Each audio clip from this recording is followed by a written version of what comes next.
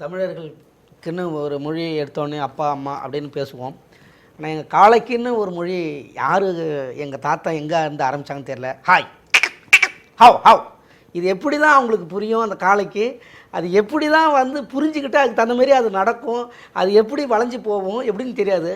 அவங்க சொன்னதை நாங்களும் அப்படியே ஃபாலோ பண்ணுவோம். ஹாய் ஹவ் ஹவ் அப்படிம்போம். இந்த மொழி எப்படி கண்டுபிடிச்சாங்க, இது எதுக்கு எப்படி அவங்க அது வந்தது, இப்படி சொன்னால் தான் அதுக்கு புரியும் காளைக்கு அப்படிங்கிறத வந்து யார் உருவாக்கினாங்கன்னு கூட தெரியாது.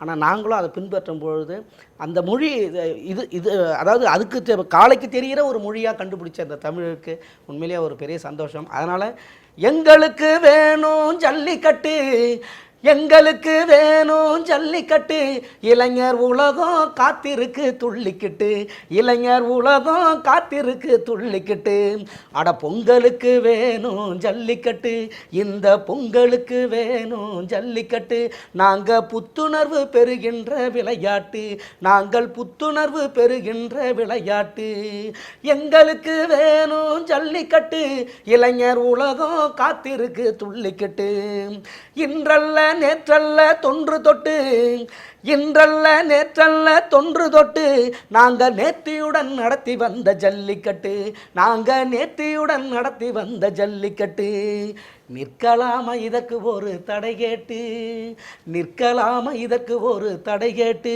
நாங்கள் நிற்கின்றோம் நீதிமன்ற விடை கேட்டு, நாங்கள் நிற்கின்றோம் நீதிமன்ற விடை கேட்டு, எங்களுக்கு வேணும் ஜல்லிக்கட்டு, இளைஞர் உலகம் காத்திருக்கு துள்ளிக்கிட்டு, ஏறு தழுவுதல் எனும் பேரிட்டு, ஏறு தழுவுதல் எனும் பேரிட்டு, எம் தமிழர் நடத்திய வீர விளையாட்டு, எம் தமிழர் நடத்திய வீர விளையாட்டு, வீறு கொண்டு விளையாடும் விளையாட்டு, அட வீறு கொண்டு விளையாடும் விளையாட்டு, எங்க வீரத்திற்கே இது ஒரு எடுத்துக்காட்டு, தமிழன் வீரத்திற்கே இது ஒரு எடுத்துக்காட்டு.